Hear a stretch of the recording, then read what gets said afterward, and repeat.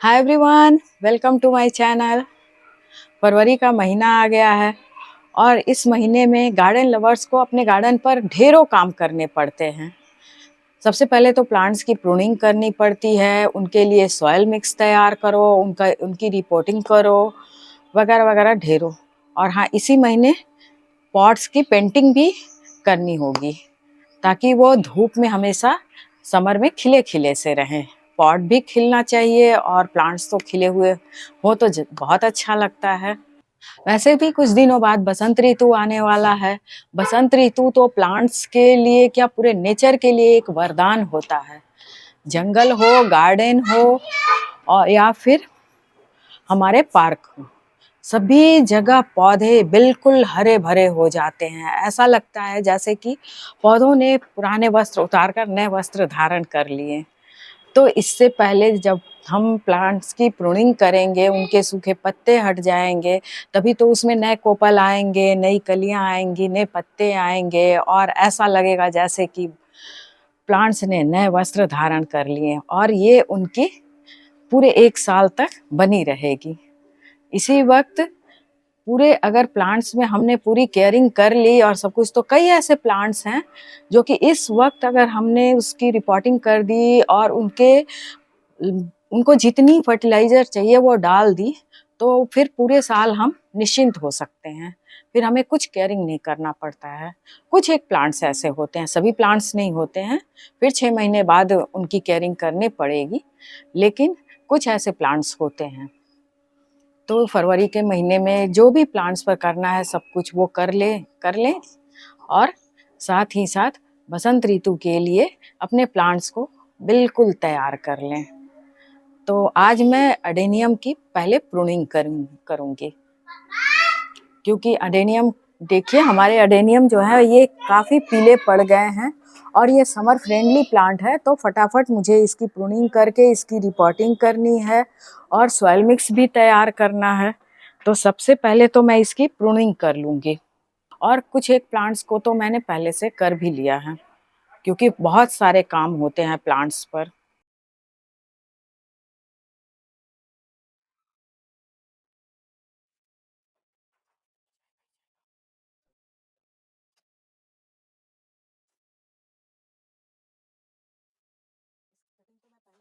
Cutting तो मैं पहले कर चुकी थी, पर इसमें अभी और भी काम है, इसकी कटिंग करनी है। ये छोटे छोटे जो इसके ब्रांचेज आते हैं।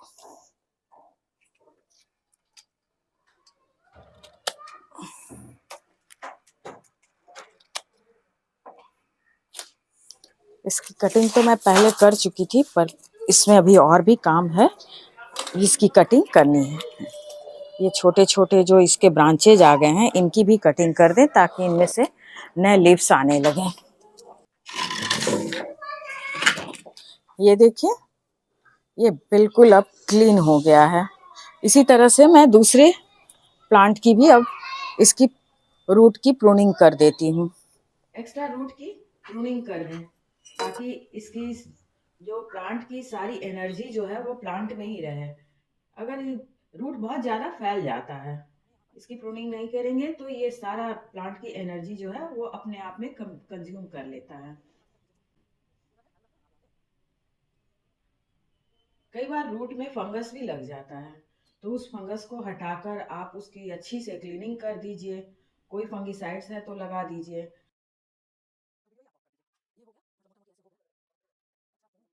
अब ये देखिए, सभी रूट्स की प्रूनिंग हो गई, स्टेम की भी प्रूनिंग हो गई। अब ये रिपोर्टिंग के लिए हमारा प्लांट तैयार हो गया।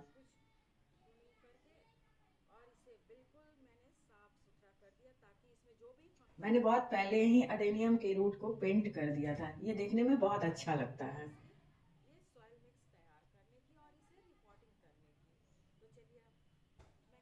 अब चलते हैं पॉट में सॉइल मिक्स तैयार करने। आप कोशिश कीजिए कि अडेनियम जो है वो थोड़ा सा फ्लैट पॉट में ही लगाएं।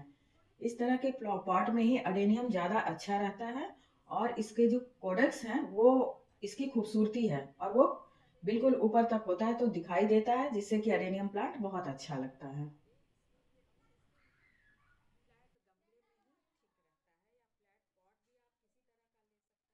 पॉट आप किसी भी चीज़ का ले सकती हैं, टेराकोटा हो। अब सॉइल मिक्स तैयार करते हैं।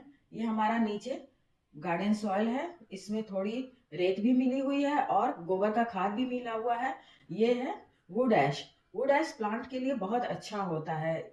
इसमें पोटेशियम, कैल्शियम और सोडियम सब कुछ मिलता है प्लांट को। इसलिए अगर ये कहीं भी मिल जाए तो आप उसे लेकर और सॉइल में मिक्स कर दीजिए। आपको जो भी फर्टिलाइज़र डालना है आप इसमें मिक्स कर सकते हैं। मेरी कोशिश होती है कि मैं घर के बने फर्टिलाइज़र को ही डालूं। पहले थोड़ी मिट्टी डालकर इसमें अडेनियम को फिक्स करेंगे। देखना है ताकि ये मिट्टी की पकड़ इसकी अच्छे से हो जाए। अब इसमें थोड़े थोड़े करके और भी डाल देंगे। ऊपर से 2 इंच खाली भी रखना है ताकि जब भी मैं पानी डालूं इसमें तो फिर सॉइल बाहर ना आए। इतने में इसकी पकड़ बहुत अच्छे से हो जाती है। अब ये दूसरा पॉट भी तैयार कर लेते हैं। हमारा पुराना पॉट जो था वो छोटा पड़ रहा था, तो इसलिए मैं ये नया दूसरा पॉट लेकर आ गई और फिर इसमें दूसरे प्लांट को फिक्स कर देंगे। फर्टिलाइजर के लिए कोशिश कीजिए कि वो जैविक खाद ही हो, घर का बना हुआ। अगर किचन वेस्ट खाद हो या फिर वुड ऐश हो या फिर वुड सॉ डस्ट हो, वो सब डालें। अब ये हमारा दूसरा पॉट भी तैयार हो गया है। इस तरह से जितने भी आपके पास अडेनियम है सबको आप रिपोर्टिंग कर दीजिए।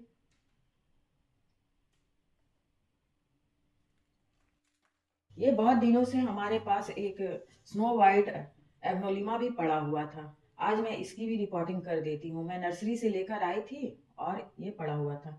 इसके भी देखिए रूट किस तरह से जाला बने हुए हैं। इसको भी मैं कम कर देती हूँ। ज्यादा रूट होने से वो सारी एनर्जी अपने में ही ले लेता है रूट। इसलिए कोशिश करें कि रूट को कम कर दें। थोड़ा सा जितना बाहर से हट सकता है मैं हटा देती हूँ इसे। थोड़े रूट को हमने रख भी लिया, नहीं तो फिर तो ये पौधे ही मर जाएंगे। अब इसकी भी रिपोर्टिंग हो गई। बहुत दिनों से ये पड़ा हुआ था। तो देखा आपने गार्डनिंग पर फरवरी के महीने में कितना सारा काम करना होता है। आप भी अपने प्लांट्स को इस तरह से एक नया जीवन देने के लिए तैयार कर लीजिए ताकि वो बसंत ऋतु के आगमन के लिए बिल्कुल तैयार हो जाएं और ये हरियाली जो है वो आपके गार्डन में बनी रहे और आप उससे सालों भर पॉजिटिव एनर्जी से भरपूर रहें। वीडियो अच्छा लगे तो इसे लाइक कीजिए, शेयर कीजिए। चैनल पर नए हैं तो सब्सक्राइब कर लीजिए, बेल आइकन भी दबा दीजिए ताकि अगला नोटिफिकेशन आपको मिलता रहे। अगली बार फिर मुलाकात होगी गार्डनिंग की कुछ इसी तरह की इंटरेस्टिंग टिप्स के साथ। तब तक के लिए keep gardening and be happy. Bye bye.